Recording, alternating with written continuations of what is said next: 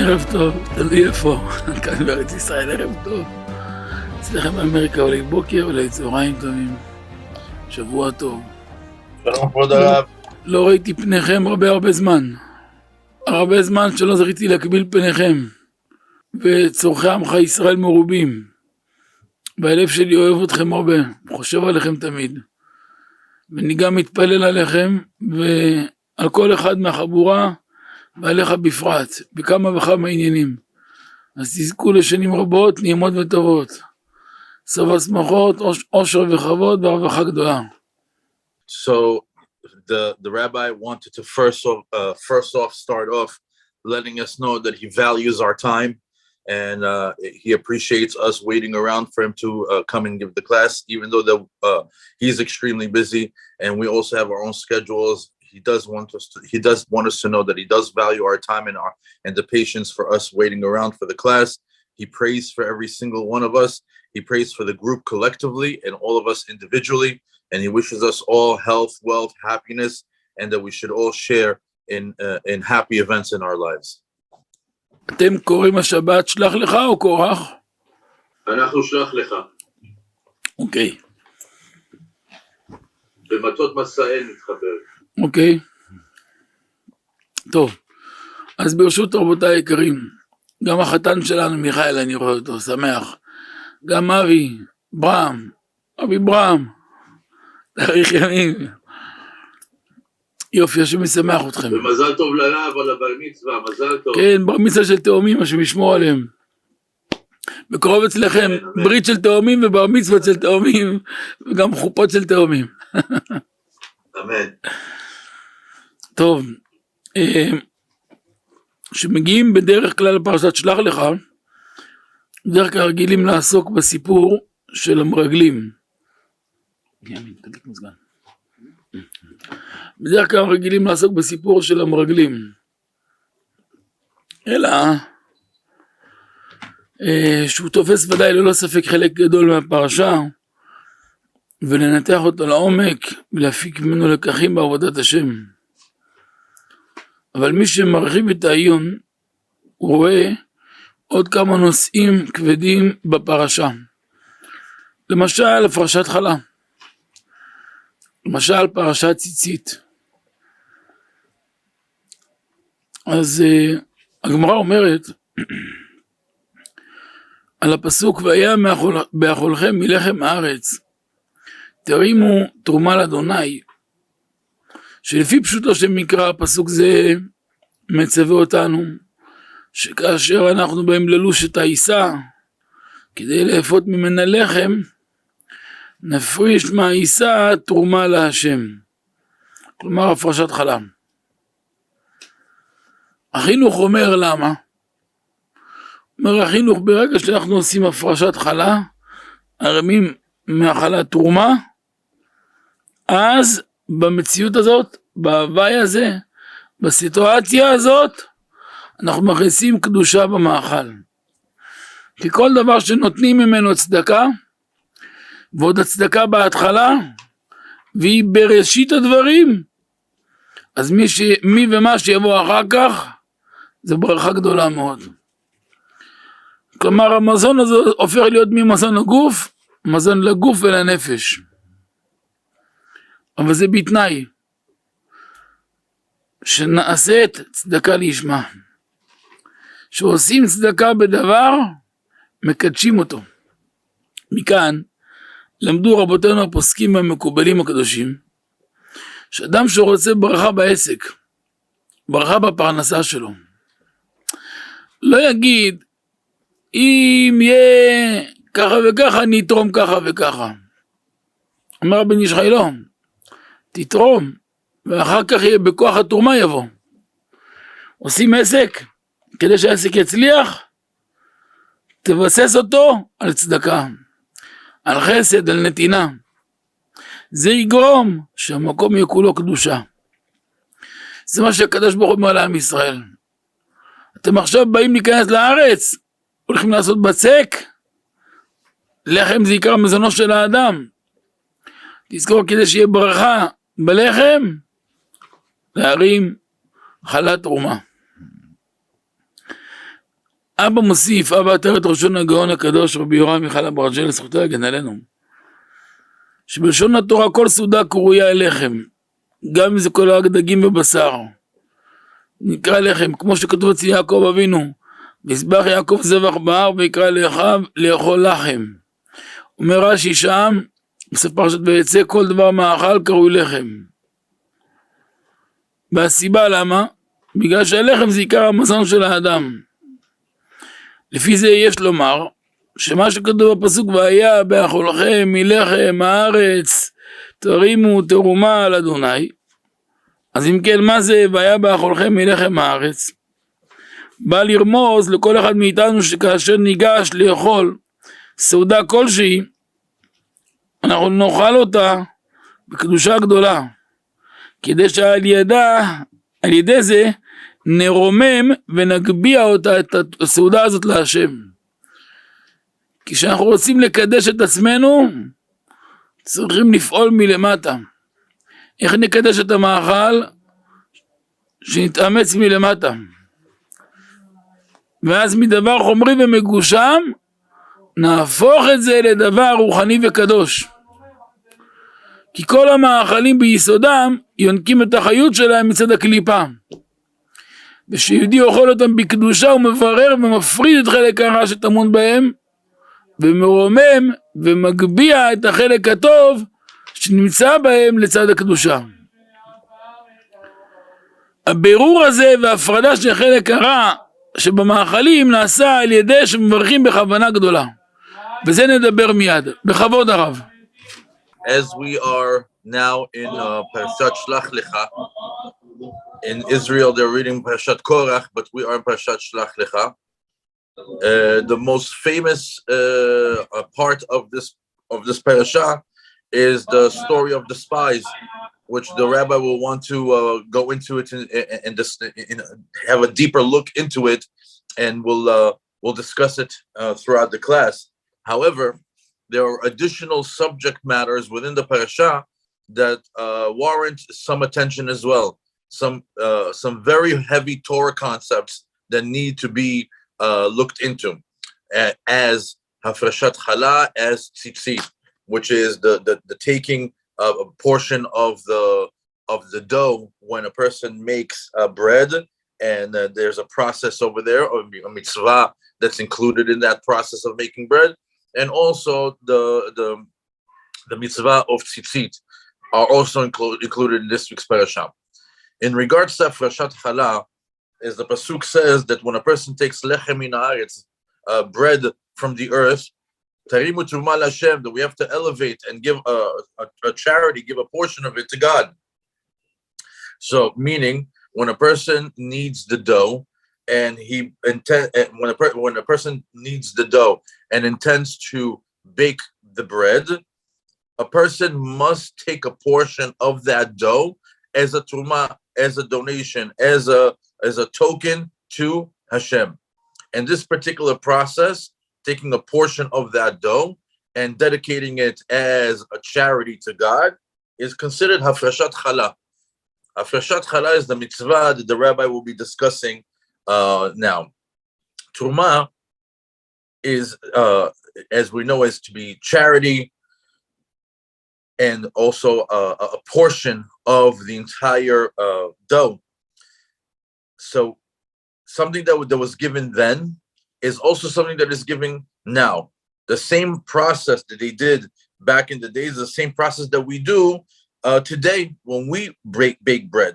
And the whole process of terumah, the whole process of taking a portion of that dough and dedicating it to God, is that it infuses the food with holiness. It infuses the food with sanctity. And as a general rule, a person should know, just like a portion of this dough was taken as a token charity to God, similarly is the rule when a person takes tzedakah in the beginning of anything that they do. He should when a person wants to start anything, he should do it with the action of charity first. And by doing that, he's able to take that dough and make it into a food for the body that gives sustenance for the body, and in return, it becomes a spiritual act as well and gives sustenance to the soul. But this is all on the condition that he does the portion of giving the charity, lishma, for the sake of giving charity. The Mikubalim bring that when a person wants to infuse a blessing in his business, a blessing in his livelihood, a blessing in his parnasah, he shouldn't say, if the business is going to be successful, I'm going to give this amount and that amount. It says that's the wrong approach.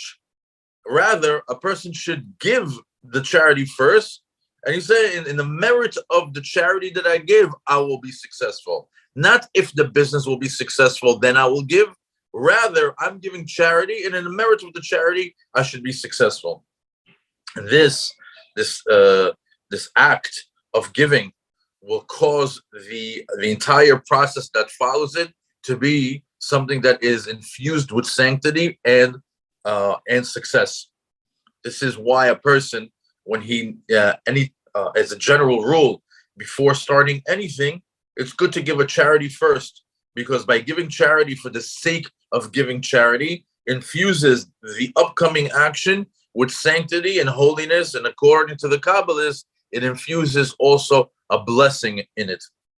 So when we go back to the dough that later on turns into bread, which becomes the food of man, and we know that the food of man, it comes from wheat.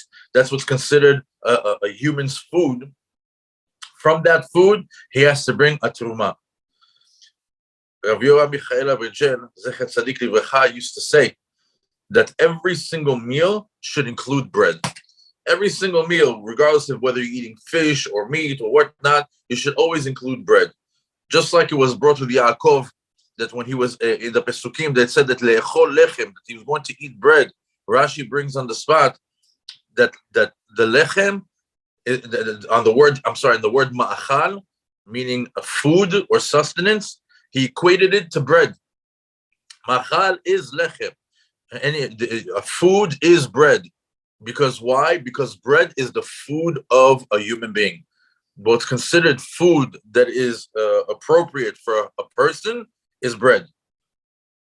Just like there are certain foods that's appropriate for animals or for different types of living creatures or animal or other things in this planet, the food that is appropriate and worthy for human beings is bread. And just like we learned that lechem min ha'aretz, and then the bread comes from the earth, and we have to laharim truma, and we have to elevate it by giving the charity. Similarly, is the person's actions.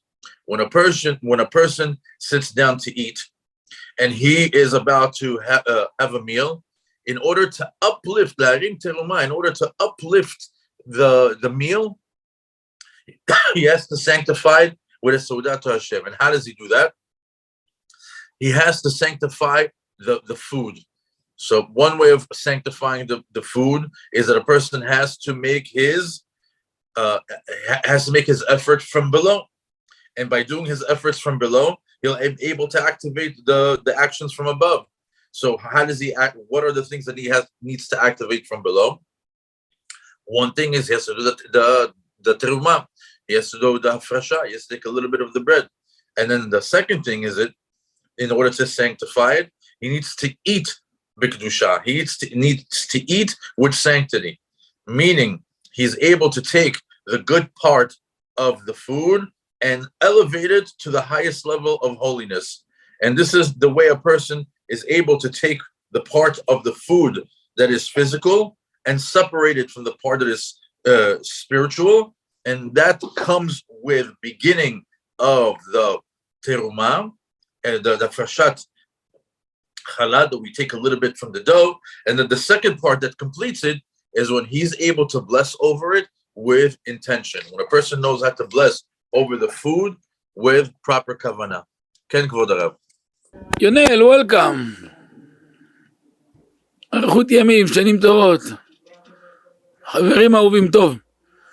אז בירור והפרדת, פתח. כן, פתוח. בירור והפרדת, החלק הרע, תשאיר פתוח. מהמאכלים נעשה בראש ובראשונה על ידי שמברכים בכוונה גדולה על כל מאכל ומאכל ברכות הנהנין כראוי, כמו שהזיר רבנו הארי לרבנו המערכו, כמו שהביא בשעה רוח הקודש, וזה לשונו. גם אמר לי מורי ז"ל הארי הקדוש, כי עיקר השגת האדם אל רוח הקודש תלויה על ידי כוונת האדם וזהירותו בכל ברכות הנהנין.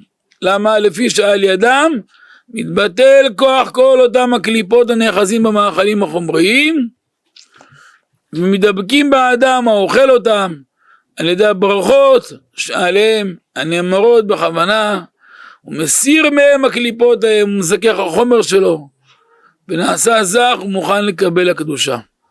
אבא הביא מאור החיים הקדוש דבר נפלא ונורא מאוד. פעמים תראה אדם יהודי, אפילו בחור ישיבה, אברך, לומד תורה, שוקד על התורה בהתמדה, בקדושה, זה פרק ענק בחינוך, תקשיבו טוב. תראה אדם שמתעלה בתורה, בקדושה, ביראת שמיים, מתמיד, מנצל את הזמן, כל הכוח שלו עושה לשם שמיים. פתאום יום אחד נסתם לו הלב מהתורה, נסתם לו הלב מהתפילה, אומר זהו נצא לעסקים, פתאום אומר למה בכלל צריך להיות ירא שמיים? פתאום כמעט פורק עול והולך נהיה כמו זיגוי.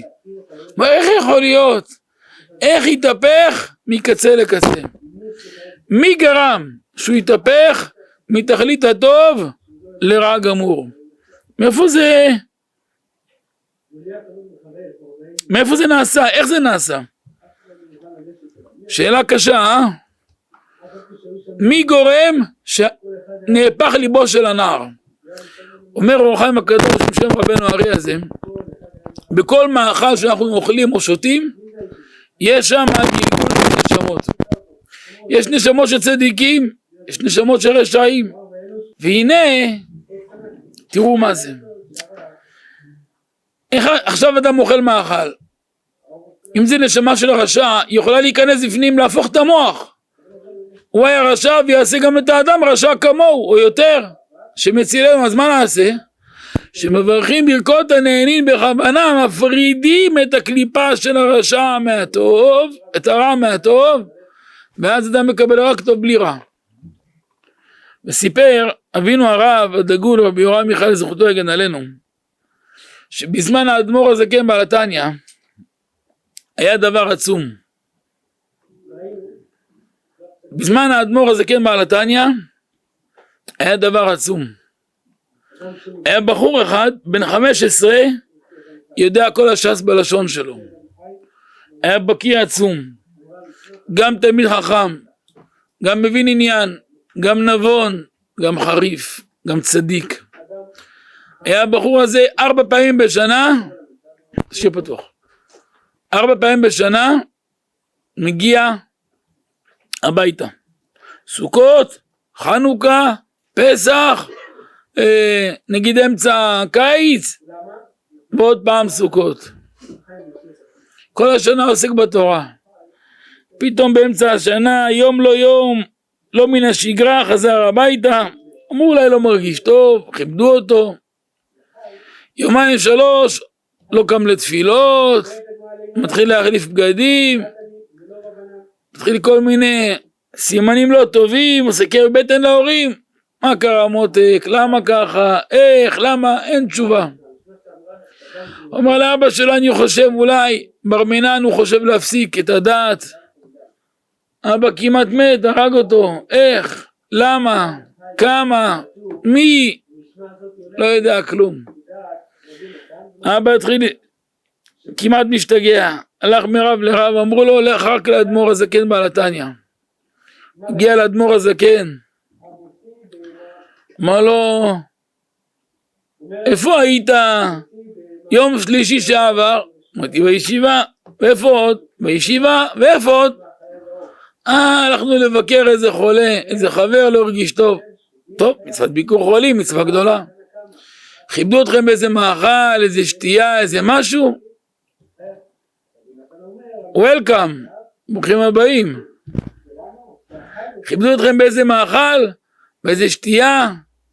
אמר לו לא, אולי בכל זאת, אולי כן, אולי. אמר לו כן, היה שם איזה חלב ישירות מהפרה, טבעי. טוב, תגיד לי, מי חלב את הפרה? היהודי או הגוי? היה שם עוזרת בית, גויה. והיה יהודי לאדם משגיח? אמר לא. אמר כתוב בשולחן ערוך, חלב של ישראל שחלבו הגוי ואין ישראל רואהו, אסור מדבריהם. וואה, אז מה נעשה? אסור מדבריהם. איי, ברגע שאמרו אסור, ברגע שאכלת מזה חלב עקום, הטריף את המוח, הטריף את הלב, סתם כל הרגש רוחני. תראו מה זה. לפעמים אדם חושב זה כלום. תודה. לפעמים אדם חושב זה כלום. הוא לא מבין, זה רק חלב עקום, מה הבעיה בזה? מה זה שפן? זה פרה. מו נכון. אבל תדע לך, ברגע שחכמינו אמרו לא כדאי להתחכם. מי שכן מתחכם, מפסיד. וזה העניין של ברכות הנהנין. כשעושים ברכות הנהנין בכוונה, אנחנו גורמים לכל ניצוצות הקדושה שצריכים להישמר. חלקי הרע, להפריד אותם. זה הופך את הדבר להיות קדוש, טהור ושמח. בכבוד. The rabbi gave an example of a person who is a Jew, or even imagine a learned Jew, somebody or an avrech, somebody who goes to yeshiva and learns all day long, and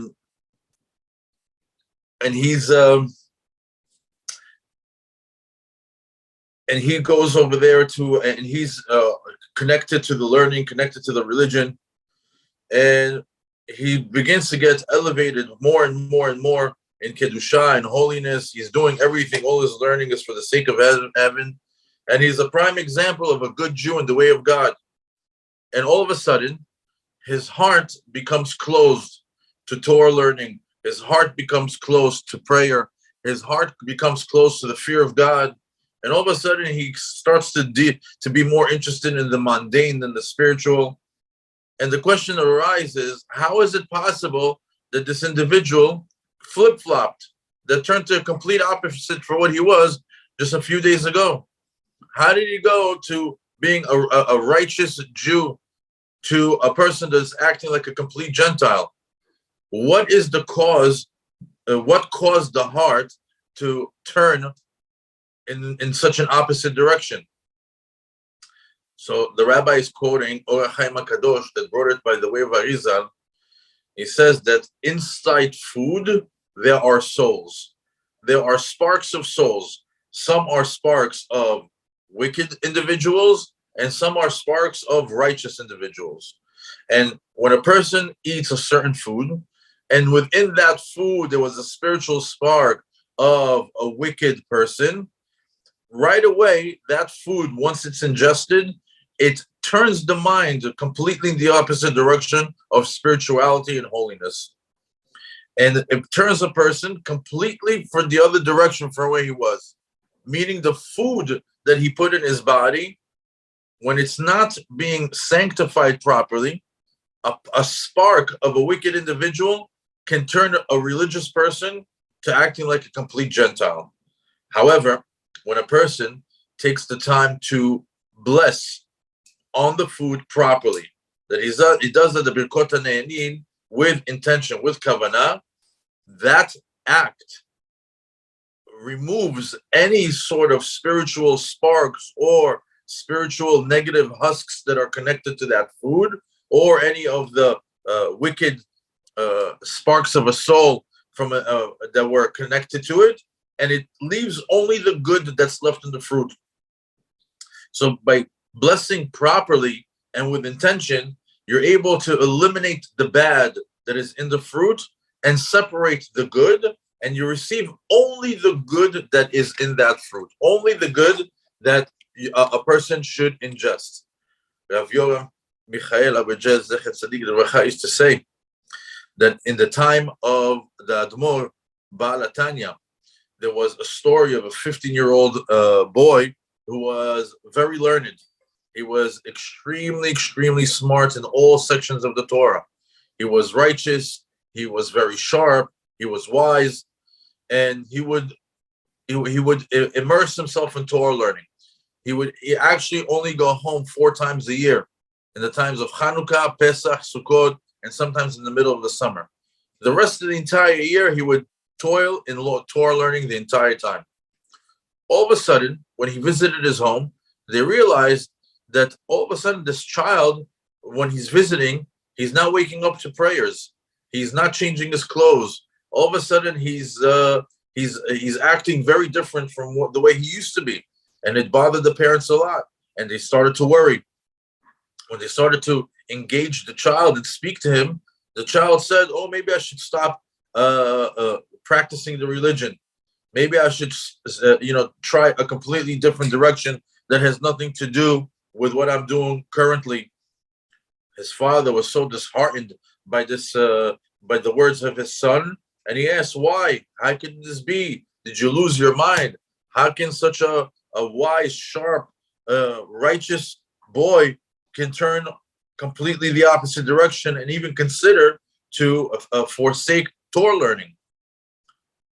Being worried about their son, they brought this child to Admor HaZaken. And right away, the rabbi, when he saw him, he asked him a question. Where were you last Tuesday? So he told him, we were in the yeshiva. He says, I understand you were in the yeshiva, but maybe somewhere else. He says, no, just in the yeshiva. He says, no, maybe think again. Where were you last Tuesday?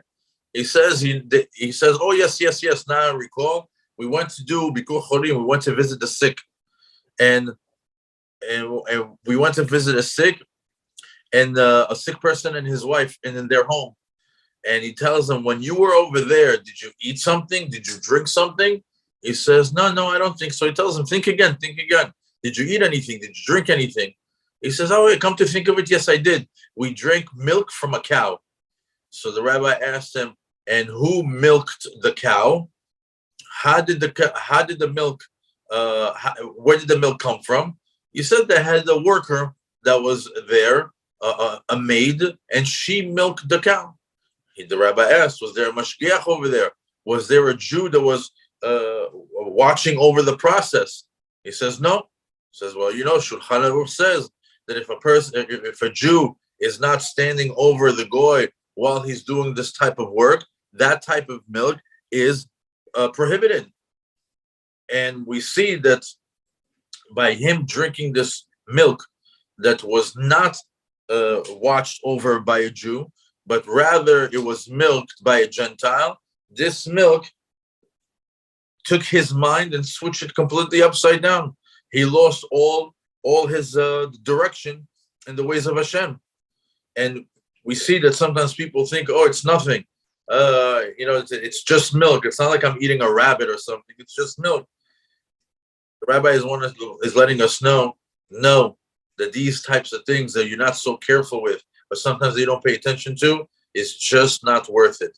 It's just not worth it because you don't know which food is going to be the food that turns off your spirituality, that switches the mind in the complete other direction. This is why blessing with intention is so important, because by blessing with intention, you're able to extract all the holy sparks from the food and eliminate all the negative spiritual husks that are embedded in it. כן, כבוד הרב. לכן, לא די בזה שבנוסף לכך שצריכים לברך ברכות הנהנין בכוונה על כל מאכל שהוא אוכל, אומר רבא הרב עליו השלום, גם עצם האכילה צריכה להיות בקדושה ובדרך ארץ וביראת שמיים.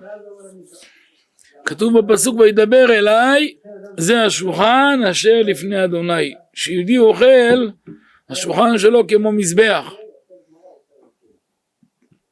וכמו שיהודי ניכר שהוא לומד תורה ומתפלל, שהוא פועל מתוך קדושה ויראת שמיים, גם האכילה של יהודי יש לה הרבה משקל. זה נקרא וידבר אליי, זה השולחן אשר לפני אדוני. שיהודי אוכל במתינות וברוגע, ולא בהעלתה חלילה כמו עשיו הרשע, חס ושלום שנאמר בו עליתי נא מן האדום הזה, גם שהוא אוכל בכמות נכונה, לא מוגזם ולא מופרז. בבחינה של הפסוק צדיק אוכל לשובע נפשו, אז זה גורם שהגוף שלו נהיה קדוש. שהגוף קדוש, גם יצר הרע מזדכך ממנו, נפרד ממנו. חלקי הרע נפרדים ממנו. ואז הוא נהיה מוכן לקבל את הקדושה בקרבו. ונהיה כל כולו חתיכה של קודש. אחוז בקודש.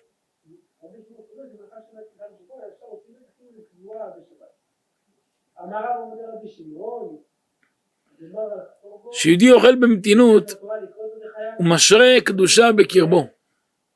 אומר רבי נתן, וידבר אליי, זה השולחן אשר לפני אדוני.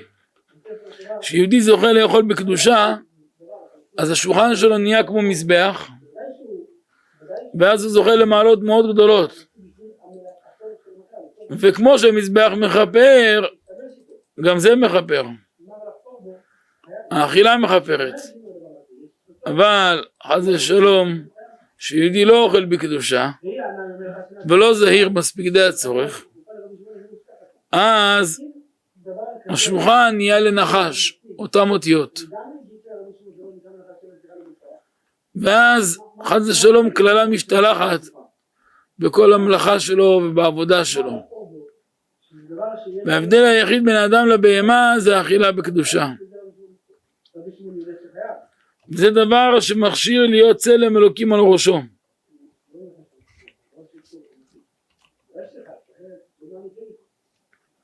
ולכן אשרי האדם שזהיר שהאכילה שלו תהיה מאוד מאוד בקדושה.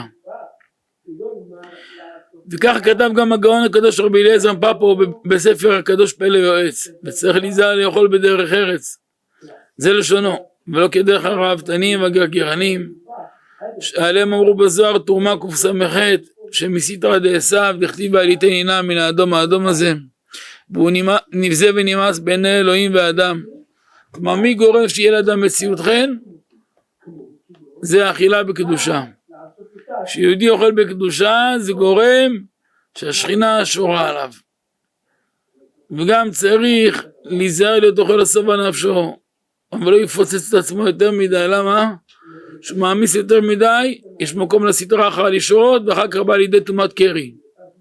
אחד הדברים שמטמאים את האדם, שאדם מעמיס יותר מדי באכילה, או יותר מדי בתענוגות. לא בריא, צריך לדעת לתת גבול.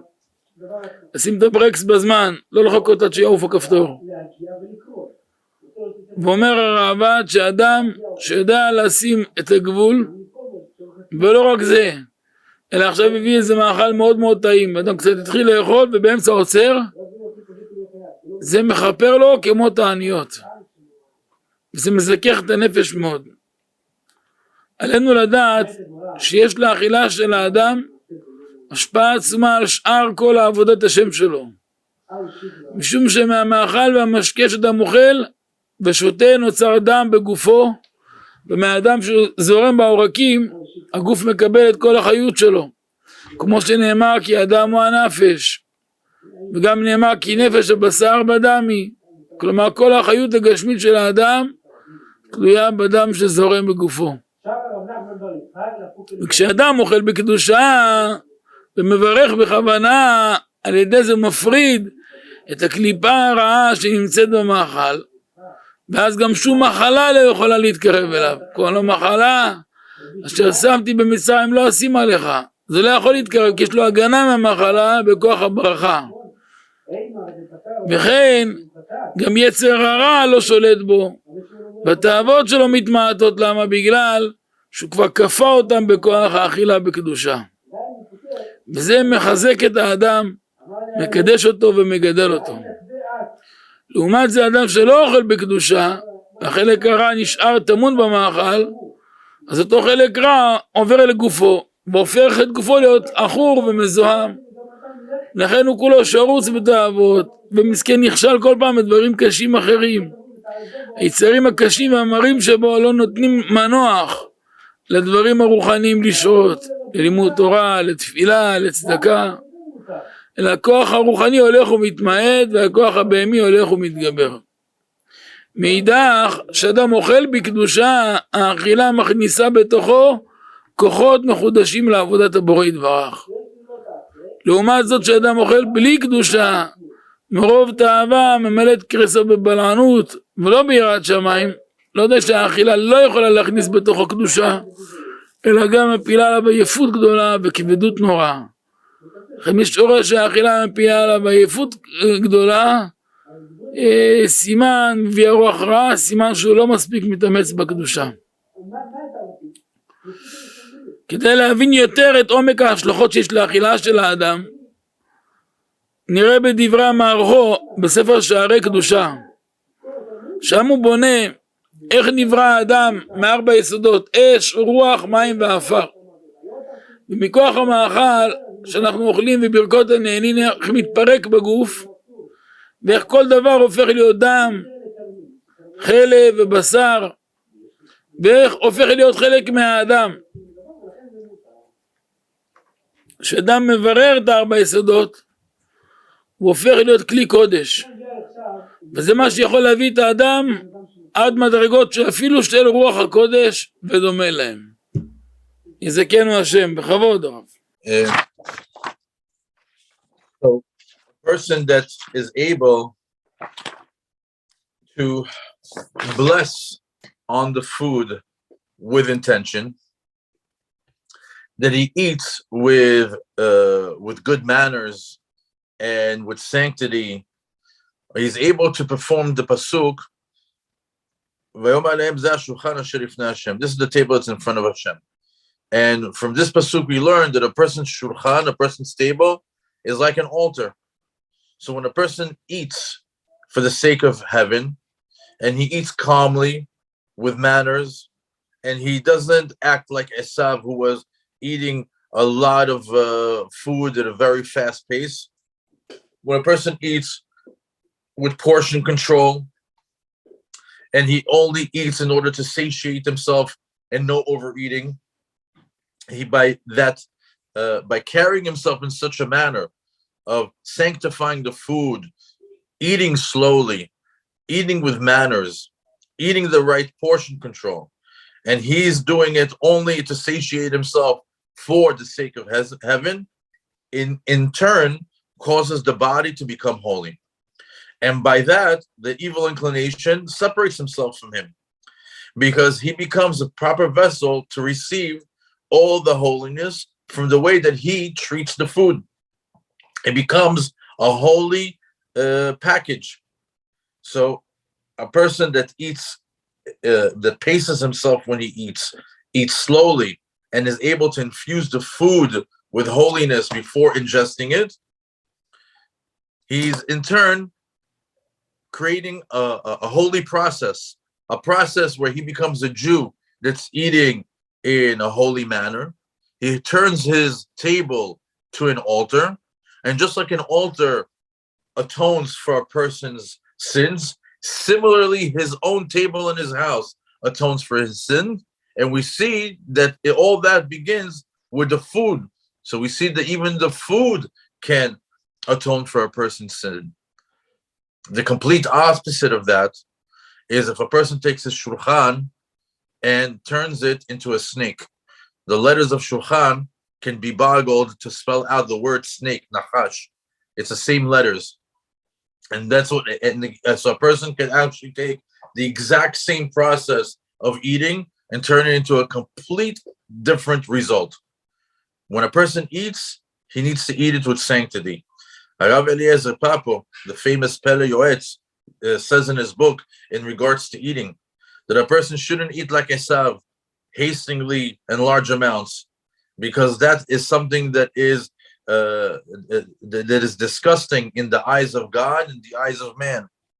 That a person should eat in sanctity, and a person who eats in a holy manner, the God's holy presence resides upon him. So when a person eats, he shouldn't overeat. He shouldn't stuff himself, because by doing that, by taking an excess amount of food into the body, it gives the evil inclination the ability to cling on to that individual, because the evil inclination can cling on to that excessive food that in turn causes him to have seminal emission. Overeating causes a person to have seminal emission. So we see that this is something that a person needs to be careful, because not only is he not sanctifying the food properly, but it's almost like an invitation to the evil inclination to come and hold on to him, and then it leads to further transgressions like seminal emission, which is a dire sin. That's why another way to elevate yourself in eating, to sanctify yourself in the process of eating, is when a person has a very delicious food in front of him, something that is very tasty, and in the middle of that meal, he's able to stop himself from taking an additional bite. This purifies the soul on a very high level. A person who can refrain from a delicious food in the middle of the meal, this is something that gives incredible uplifting to the Jewish soul. A person who eats properly and drinks properly, the proper foods, the proper liquids, he's able to receive all the sustenance that is needed for him. He's able to receive all the positive things that are needed for the sustaining his body and his health.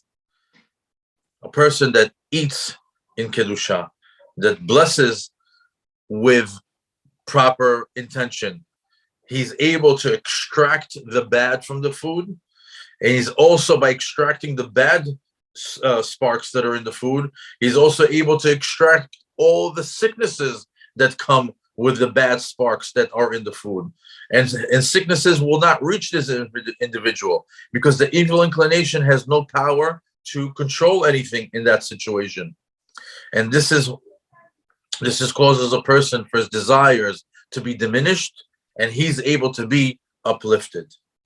However, a person who does the complete opposite, who doesn't take away the evil, doesn't take away the bad sparks from the food, a person who doesn't take the time to bless on the food with intention, he leaves those negative sparks inside. He leaves those negative spiritual husks in the food, and by leaving those negative spiritual sparks in the food, he also leaves in there the sicknesses that come with it and the bad spirit that's within it.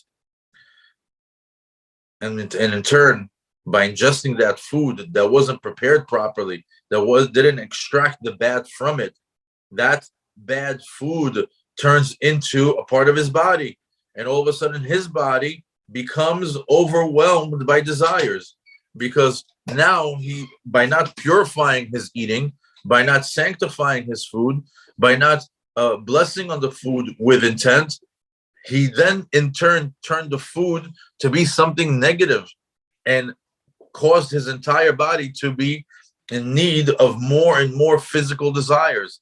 And all of a sudden, the person starts to distance himself from prayer, distance himself from charity, distance himself from learning.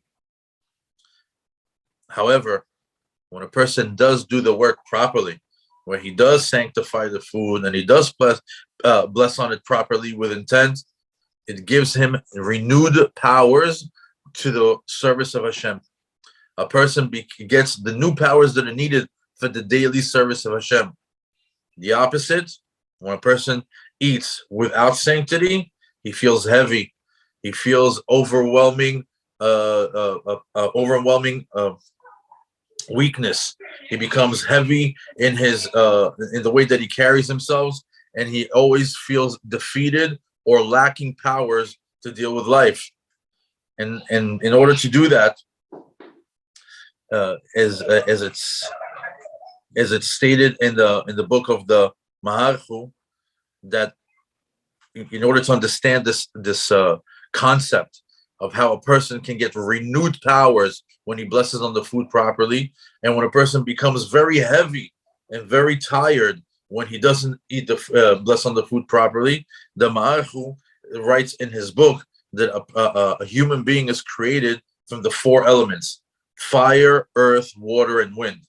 And when a person eats something, every single food has those four elements in it: fire, earth, water, and air. And the food gets broken up into the body and it becomes part of the body. The food becomes blood, the food becomes flesh, the food becomes fats.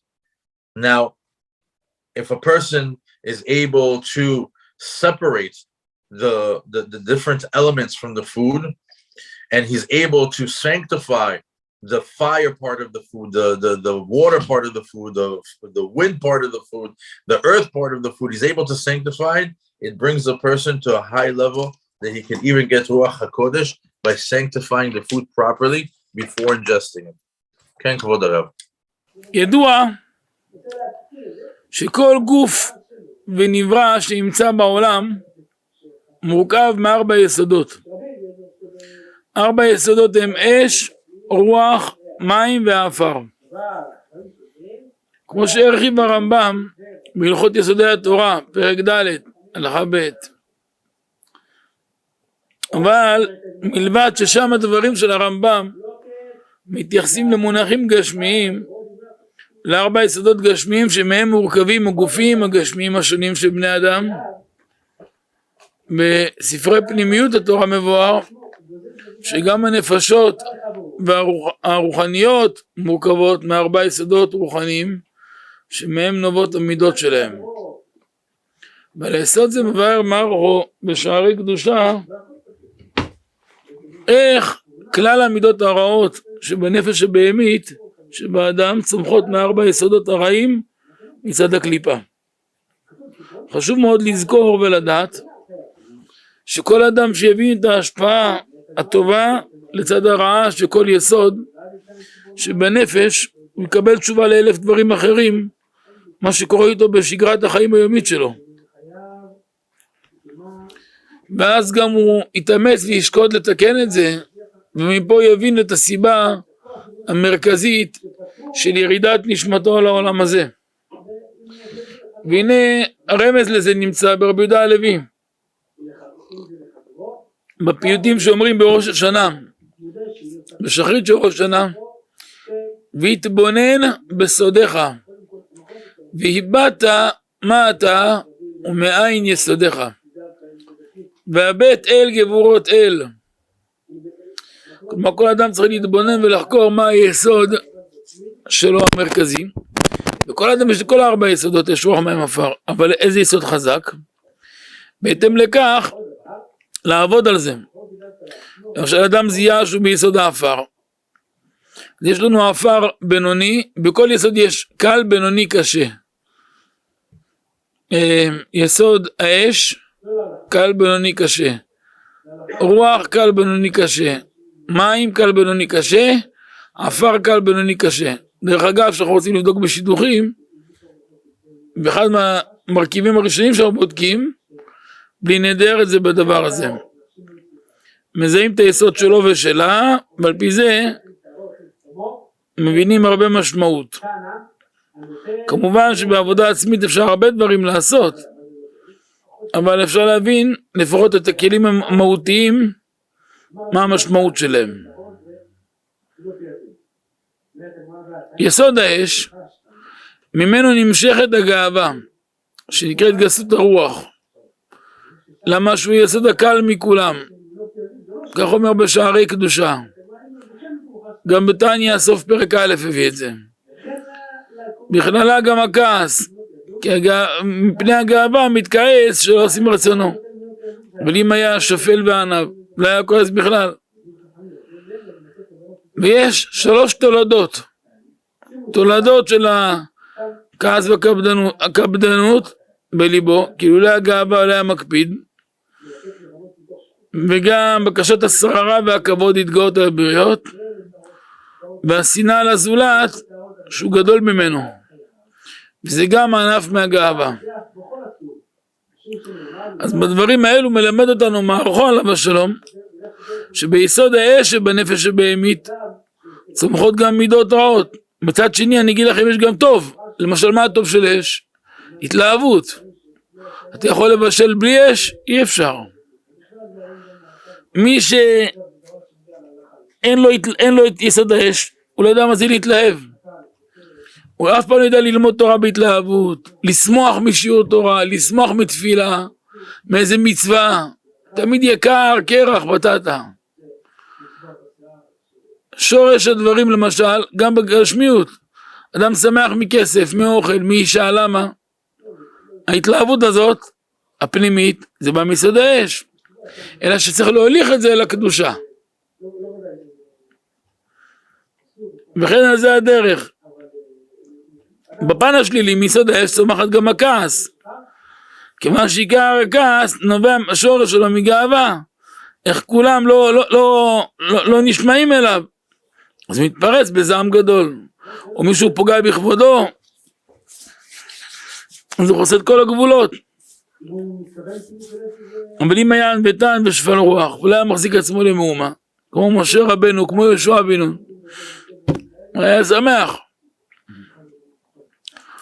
ובעיקר ההקפדה צריכה להיות בבית, כמו שבגמרא אמרו, מי אמר רבי יוסי מהמאי, רבי זרע אמר, ישמעו עדה ברבא, מהמאי לא הקפדתי בתוך ביתי. תראו גמרא תענית דף כ', גמרא מגילה כ"ח. הרבה אנשים בעבודה הם מאוד חברמנים, מאוד נוחים, אבל בבית הם דינמיט. וזה בא מיסוד האש, וזה לא טוב. אבל כשאדם מזכח את היסוד הזה, ולוקח אותו רק לפן של ההתלהבות בעבודת השם, לחשק, למרץ, לכוח, לגבורה, להתפעלות, זה מביא את האדם למקום מאוד גבוה, מאוד קדוש. זה גם מזכח אותו, זה גם ממשיך עליו מזל ועשירות, והרבה שפע גדול, וגבורה גדולה. מספרים על חסיד אחד, שבא לפני הרבי שלו, וסיפר לו שבכל פעם שהוא מגיע לבית, פתאום מתעורר בליבו כעס גדול. הוא לא יכול לסבול שיפתור אחד מילדיו לא עושים את מה שהוא אומר להם. ואז רב אמר, תחכה כמה דקות, ביקש מהשמש להכין כוס קפה רותח. ואז בלי כוונה, כאילו עשה סיבוב עם החסיד,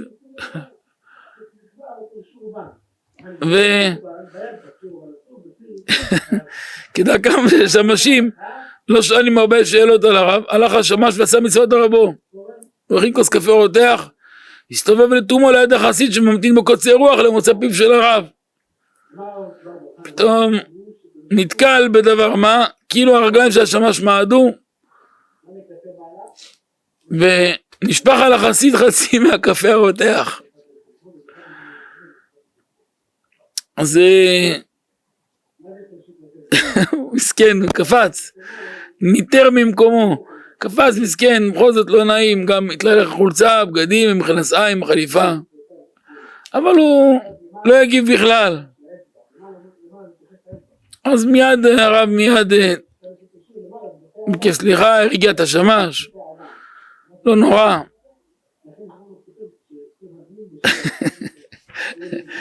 כמובן החסיד קיבל הכל בהכנה הגמורה, אבל אחרי כמה דקות החסיד עוד פעם ניגש לחדרו של הרב, אמר לו הרב, התפעלתי מהסבלנות שלך. איך היית כזה סבלן, למרות שהתלכלכת עם הקפה, נשפך עליך חצי מהכוס על הבטן ועל הרגליים והכל התלכלך. גם התפעלתי מהשמש הנאמן, וגם הסברת בטוב טעם, לא נורא, לכל אדם יכול לקרוא. למה? כי זה אחרים, שזה אחרים, אדם רוצה כל אתם רוצים, אם זה ישתווה ילדים לא. אבל אומר רבי נחמן סוד גדול, לפעמים בשמיים גוזרים עשירות מופלגה על בן אדם, והשם אומר אני רוצה שפלוני יהיה עשיר מופלג, אבל באים מקטרגים אומרים איך הוא יהיה עשיר, הנה הוא עושה ככה וככה וככה וככה, עושה בעיות, אז מה נעשה? אומר הקדוש ברוך הוא, בוא נעשה ניסיון, נשלח לו ניסיון. איזה ניסיון שכעס, אם מי יעמוד בניסיון יהיה עשיר מופלג. עכשיו קבעו שהוא ירוויח $150 מיליון בפיס באמריקה, שלחו לו ניסיון שכעס, בדיוק אשתו, בדיוק אחד הילדים מרגיז, אם הוא התעצבן, הפסיד. אם היה שמח, מבסוט, סבלן גם בלב, קיבל את העושר. וכל זה מיסוד האש. אז נמצאנו למדים שהשורש לעושר או עוני, התלהבות וחשק או שפלות ויובש, תלוי ביסוד האש. בכבוד הרב. Continuing on how every single person has the four elements within him: the earth, the wind, the water, and fire. The Rambam brings on this exactly that not only does the food have these four elements, and not only does the person's body, but a person's soul also has these four elements. And these four elements can have a positive side to them and a negative side to them. Side of the holiness and the side of the kedusha and the side of the tumah. And it all comes down to a person who makes an effort to rectify these weaknesses within his body, within his soul. That a person might have a little bit more fire than him, or a little bit more earth in him, or a little bit more wind in him. Each one is a person's job to recognize what is his element, what is the strong element that is prominent in his character, and to rectify it.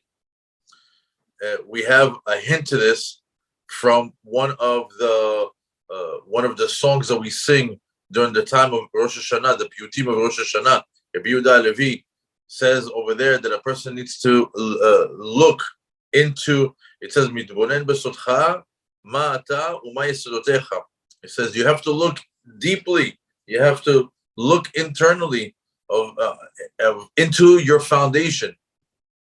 What is your element?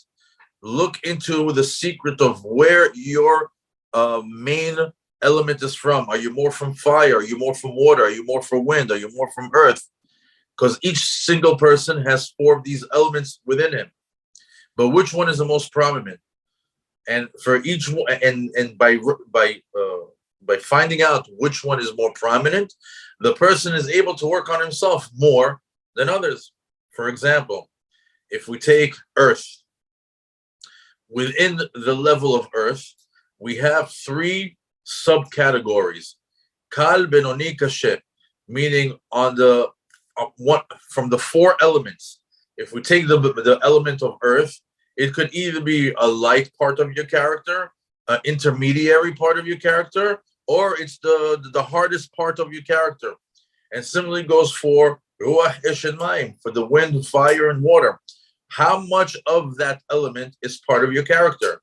Is it something that's dormant, something that is average, or is it the main character of your personality? This is something that also is often practiced in the world of matchmaking.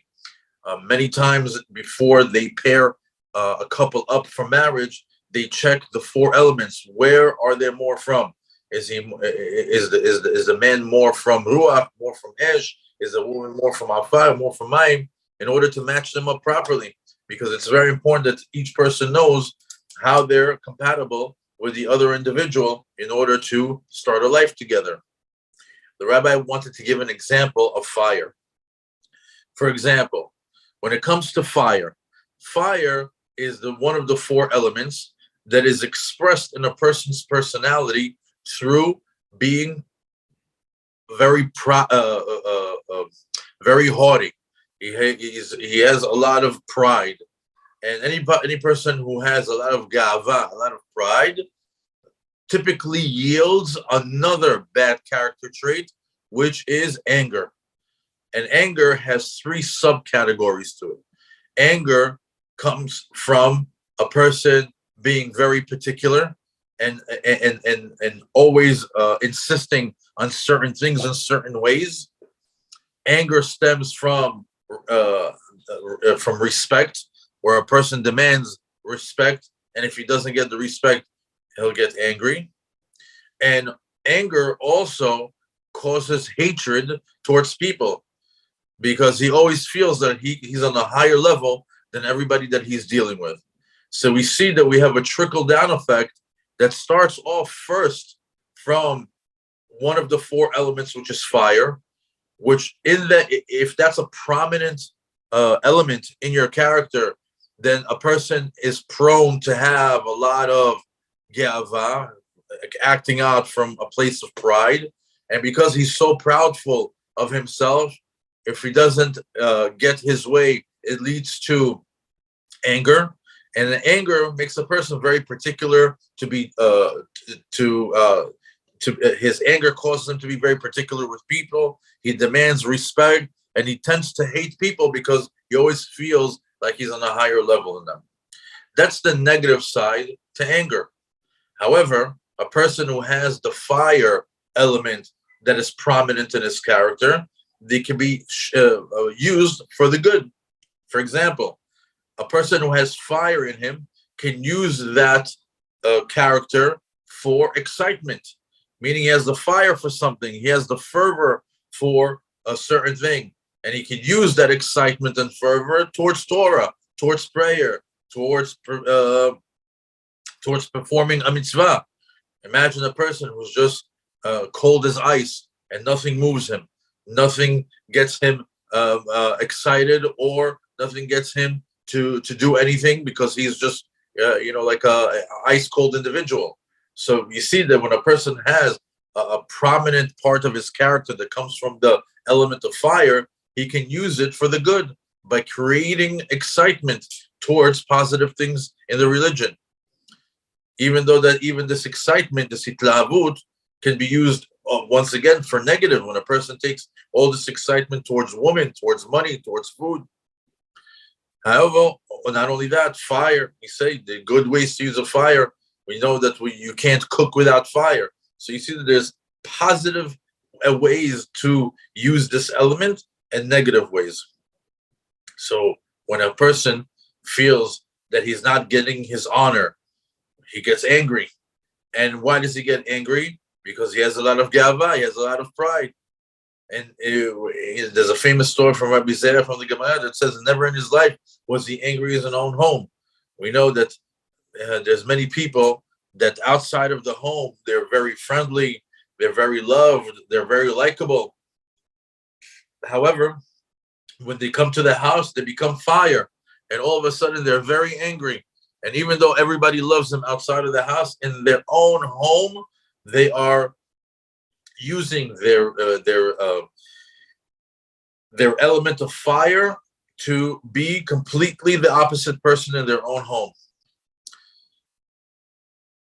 It's very good that a person knows how to navigate this part of his character for positive and good things. A person who knows to use the fire burning within his soul to be channeled properly towards Torah, prayer, acts of kindness, and the performance of mitzvot. There was once a story of a chassid that came to his rabbi, and he says, "I can't stand my wife. She doesn't do what I tell her." So he says, "What do you mean?" He says, "I get very angry with my wife because she doesn't do what I tell her." So one time the rabbi tested him. He sent his shamash, the one that his assistant, to go and spill coffee on that chassid. And he went, he prepared a coffee. It was very hot. And all of a sudden, as soon as he walked by him, he spilled the whole thing on him. And it went on his shirt, it went on his clothes. And because he was the assistant of the rabbi, that particular chassid did not react. He didn't get angry. He didn't lose his temper. He actually knew that this is the assistant to the rabbi. So he apologized. He says things happen. So when he saw this, the rabbi called him over and says, "I want to ask you a question. How is it possible that when my assistants came and spilled coffee on you, you reacted very calmly? That even though that you got dirty, and even though you got hot coffee spilled on you, you said that it's not a big deal, it's fine, things can happen. Why is it that you have all this patience for other people, but for your wife you don't?" And we see that over here, that he used his fire the wrong way. Outside of the house, he was able to contain himself, but inside his house with his own wife, the fire was used in the wrong manner. Rabbi Nachman talks about this particular type of test that a person goes through, where he has anger issues. You see that there's times that in the heavens they say, this particular individual, it's time for him to become extremely wealthy. It's time for him to become rich. And they said, okay, let's go make this guy a millionaire. As soon as that decree comes to the Shemayim, all the prosecuting angels come and say, no, open up the book. Look at what he's doing. Let's, he's not worthy of all this wealth. So they said, okay, well, the only way to settle this is if we test him. Let's test him with anger. Let's test him to see if he succeeds, he'll be an extremely wealthy individual. If not, then he loses this opportunity. And wouldn't you know it, they test him with his wife, they test him with his children, and they see that if he was able to contain himself, he was able to take the challenge of anger in good spirit and with happiness, and he wasn't moved by the actions of his wife and his children. He didn't lose. He was able to become an extremely wealthy individual. But if he did lose his temper, that opportunity flees him. This is how a person needs to manage the fire that is within him. It's part of the four elements, and if it's the most prominent part of the four elements that makes this composes this individual's character, he has to know how to manage it both inside and outside the house. And the root to wealth and poverty, the root to excitement and being non-reactive to anything in your life stems from managing the element of fire within your character. כן, כבוד הרב. כן, דיברנו רק על יסוד האש, וכבר הגיע הזמן מנחה, עוד כמה דקות שקיעה, אז אנחנו נזדרז. מחילה על העיכוב. יסוד הרוח, ממנו נמשך הדיבור, שיחה בטלה. יש דברים שיש בהם צורך, בינו לבינה, קשר עם העולם, דיבור של תורה ותפילה, שזה מצווה. אבל יש דיבור של חול שאין בו תועלת, סתם, חסר משמעות. אומר הגר"א, שכל החוסך פיו מדברים בטלים, זוכה לאור הגנוז שאין כל מלאך ובירייה יכולים לשער ולעמוד. וגם לשון הרע, שקר, כתוב ברבי נחמן, כל שקר דוחה 100 פרנסות. לכן הזה הדרך, לשון הרע, שקול כמו עבודה זרה, גילוי עריות ושפיכות דמים. אדם נזהר ממנו, מושך קדושה גדולה והגנה גדולה על נפשו. אחר כך יסוד המים. יסוד המים זה תאוות תענוגים, זה מדי תענוגות. משם נמשך התולדות לגזול ממון חברו, אשתו, בר מינה ניוף, קנאה, הקנאה יוצרת שנאה והלאה. ומשם יסוד האפר. האפר, השלילי שלו זה נטייה לעצבות, גם העצלות. המעלה שלו זה הענווה. יש לו הרבה ענווה במהות שלו. ביסוד האפר, משם נמשך אומנם העצבות והעצלות, בקיום תורה ומצוות, ולא שמח בחלקו, ואינו לא תשבע עושר.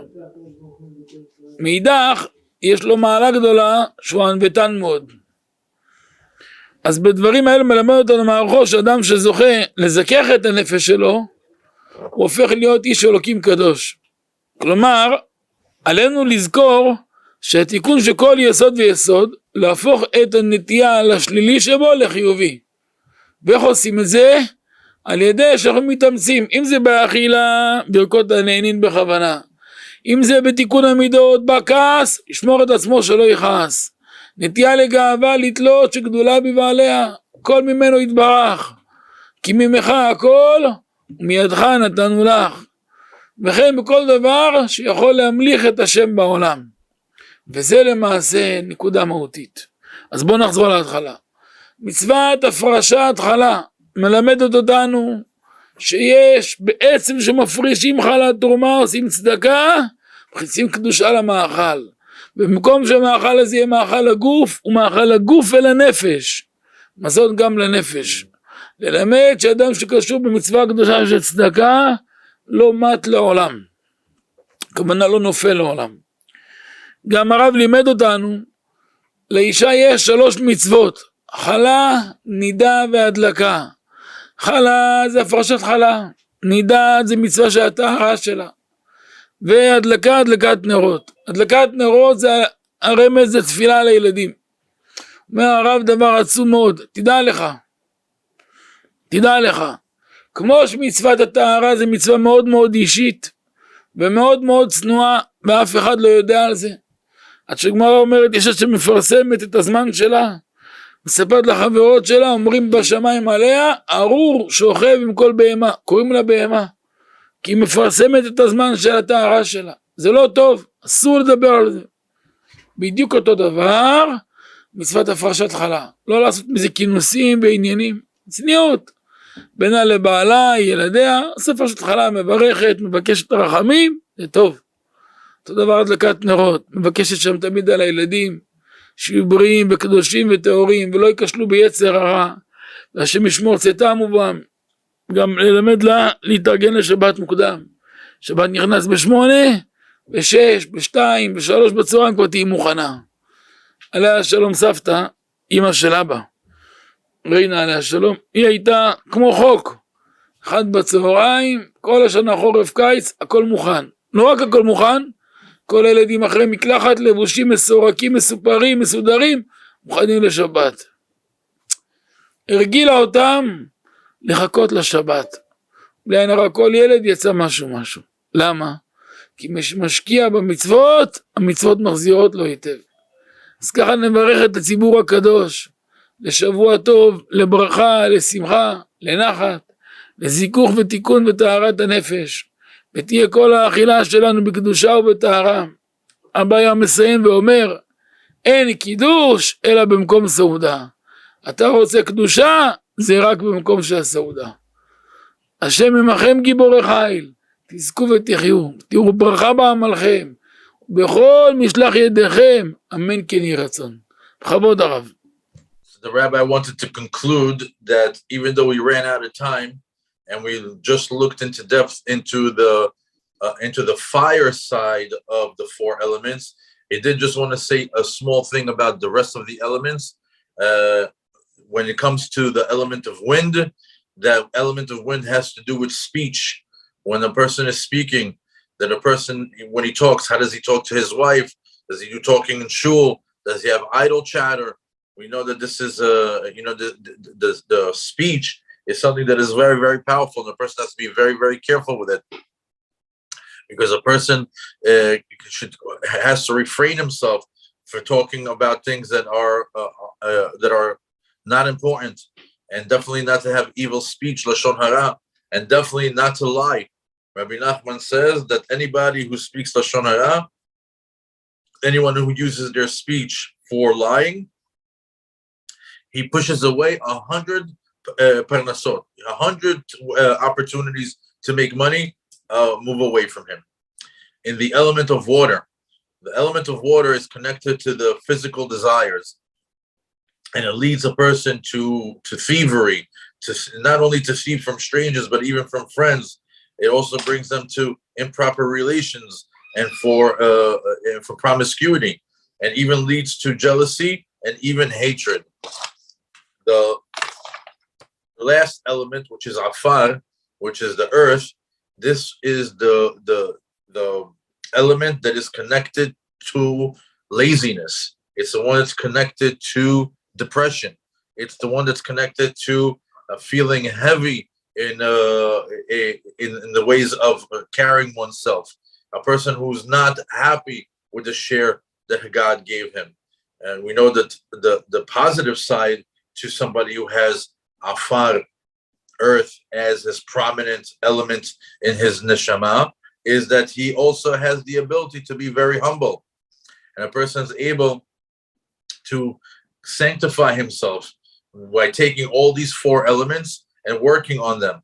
And by doing that, he's able to purify his soul and he becomes a holy man. And this is why we always have to keep in mind that it's our job to fix every single one of the four elements from the good to the bad, because everybody is formed from these four elements. And by paying attention to how these four elements are actually formed within our personality, within our character, we're able to be a better version of ourselves. Just like with the food that we bless on it properly with intention. Just like with our character traits, that we take the anger, we take the being proud, having a lot of pride, and turning it to complete opposite, to being tolerant and to being humble. And all this, when a person is working on the four elements that compose his character, he's able to king Hashem, is king of the world, because a person is actually kinging Hashem and his ways upon himself. So in conclusion, let's review. We first started with Parashat Challah, taking a portion of the dough when a woman bakes bread. And by taking a portion of the dough was a sign of giving charity at tzedakah. And by that, you sanctify the food. And by sanctifying the food, it becomes a holy food, both for the body and for the soul. And anybody who partakes in charity will never fall. Because tzedakah when a tzedakah precedes any action, it guarantees its success. As far as the woman, we know that they have three mitzvot that they're responsible for. Chala, nida, and adlakat haner. They have to do the chala, we spoke, Parashat Chala. Family purity is another one, and the lighting of the candle. Lighting of the candle is also a hint to the children, taking care of the children, raising them and putting them on the right direction. In regards to family purity, it says that it's a very personal mitzvah. And as a matter of fact, a woman who publicizes her time of family purity, she is cursed like an animal, because this is something that is private and not to be shared. Similarly, is all the other mitzvot that a woman is responsible for: the chala, the nida, and hadlakat haner, the taking of the Parashat Chala, family purity, and the lighting of the candles. These are all private mitzvot that should not be done in a way of publicizing it. It's something that is private and needs to be done with tzniut, that only her family, that's between her and her husband. And when a woman lights the candles, she should pray for her husband, she should pray for her children. They should be healthy, they should be holy. Similarly, is the bad habit that has taken on society, where a lot of people do Parashat Chala parties. This is not something that you're supposed to publicize. It's something more of a private thing. That's where you pray for your family and you pray for your and you're giving tzedakah, and tzedakah should be given in private or not to be publicly known. Similarly, is a story that the rabbi gave about his grandmother, that when she was preparing for Shabbat, she was already at 4 o'clock, whether it was the summer or the winter, the whole house was completely ready and ready for Shabbat. The kids were showered, dressed, and all sitting, waiting for Shabbat to come. And this is something that she made accustomed the whole family to keep, that to have everybody wait for the Shabbat.